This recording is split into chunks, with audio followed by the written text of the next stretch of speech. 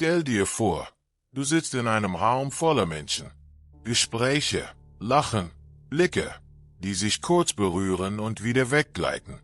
Und irgendwo in diesem Raum, vielleicht in einer stillen Sekunde, in der das Lärmen kurz nachlässt, fragst du dich, wer sind diese Menschen wirklich?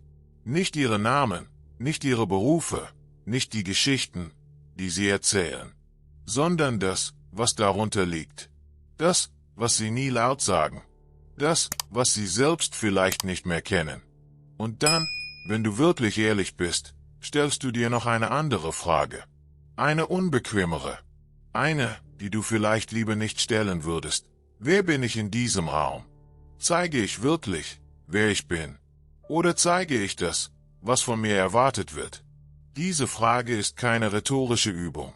Sie ist eine der fundamentalsten psychologischen Fragen, die ein Mensch stellen kann. Und Carl Jung, der sie sein ganzes Leben lang untersucht hat, gab ihr einen Namen, die Persona. Das Wort kommt aus dem Lateinischen und bedeutet ursprünglich die Maske, die Schauspieler im antiken Theater trugen, um eine Rolle zu verkörpern, um gesehen zu werden, um zu funktionieren. Und Jung erkannte, dass jeder Mensch eine solche Maske trägt. Nicht auf der Bühne, im Leben selbst. Aber was bedeutet das wirklich? Und warum ist es so schwer, diese Maske abzulegen, selbst dann, wenn man allein ist? Die Maske beginnt nicht im Erwachsenenalter. Sie beginnt früh, sehr früh. In dem Moment, in dem ein Kind zum ersten Mal lernt, dass bestimmte Teile von ihm nicht willkommen sind. Wenn es zu laut ist und gesagt bekommt, es soll ruhig sein. Wenn es weint und gesagt bekommt, es soll stark sein. Wenn es wütend ist und gesagt bekommt, es soll nett sein. Wenn es Fragen stellt, die niemand beantworten will, und lernt, sie nicht mehr zu stellen. In diesen Momenten beginnt ein Prozess, den Jung als die Entstehung des Schattens beschrieb. All jene Teile des Kindes, die Wut, die Traurigkeit, die wilde Neugier, die Bedürftigkeit, die Angst werden nicht vernichtet. Sie verschwinden nicht. Sie werden nur weggeschoben. In eine Tiefe, die das Bewusstsein nicht mehr direkt erreicht. Und an ihrer Stelle entsteht etwas Neues, die Maske. Die Version des Kindes, die akzeptiert wird, die geliebt wird, die funktioniert. Und diese Maske ist nicht böse. Das ist wichtig zu verstehen. Sie ist nicht das Produkt von Schwäche oder Feigheit. Sie ist das Produkt von Überleben. Ein Kind, das nicht lernt, sich anzupassen, überlebt sozial nicht. Es wird ausgeschlossen, übersehen, zurückgewiesen. Die Maske ist ein Schutzschild. Ein intelligenter, notwendiger, oft lebensrettender Schutzschild. Das Problem ist nicht die Maske. Das Problem entsteht, wenn der Mensch vergisst, dass er sie trägt. Denn irgendwann nach Jahren, manchmal nach Jahrzehnten ist die Maske so fest geworden, so vertraut, so sehr zur zweiten Natur geworden, dass der Mensch nicht mehr weiß, wo die Maske aufhört und wo er selbst anfängt. Er stellt sich vor als das, was andere in ihm sehen wollen. Er spricht in Sätzen, die er nicht wirklich meint. Er lacht über Dinge, die ihn nicht wirklich berühren. Und er schweigt über die Dinge, die ihn am tiefsten bewegen. Und in diesem Schweigen wächst etwas. Eine leise, anhaltende Erschöpfung. Nicht die Erschöpfung der körperlichen Arbeit, sondern die Erschöpfung des ständigen Spielens, des ständigen Kontrollierens, des ständigen Anpassens. Eine Erschöpfung, die sich anfühlt wie ein Gewicht, das man nicht benennen kann, weil man nicht weiß, woher es kommt. Aber du weißt, wovon ich spreche. Du hast es gespürt. In Momenten, in denen du nach Hause kommst und einfach nur still sein willst, ohne genau zu wissen warum. In Momenten, in denen du mitten in einem Gespräch das Gefühl hast, nicht wirklich dabei zu sein. In Momenten, in denen jemand fragt, wie es dir geht, und du automatisch antwortest, gut, obwohl das nicht die Wahrheit ist. Das ist die Maske bei der Arbeit. Leise, effizient, unsichtbar. Jung sprach von einer Welt, in der die meisten Menschen ihr ganzes Leben lang in der Persona leben, ohne jemals in Kontakt mit dem zu kommen, was er das selbst nannte, das tiefste, authentischste Zentrum der Persönlichkeit. Nicht das Ego, Nicht die soziale Rolle, sondern das, was darunter liegt. Das, was bereits da war, bevor die erste Maske aufgesetzt wurde. Und er stellte eine erschreckende Frage. Was passiert mit einem Menschen, der sein ganzes Leben lang eine Rolle spielt, ohne je die Person hinter der Rolle zu treffen? Die Antwort ist nicht dramatisch. Sie ist still. Sie zeigt sich in einer Leere, die sich mit den Jahren ausdehnt. In Beziehungen, die an der Oberfläche bleiben, egal wie sehr man sich bemüht. In dem Gefühl, gesehen zu werden, aber nicht wirklich.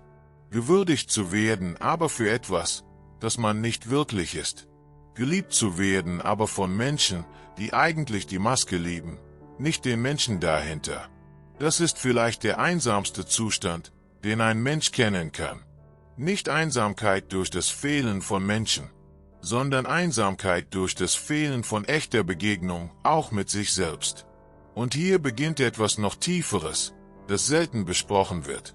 Die Maske hat nicht nur Auswirkungen auf die innere Welt des Menschen. Sie formt, wie er andere wahrnimmt, wie er Beziehungen eingeht, welche Menschen er anzieht und welche er abstößt.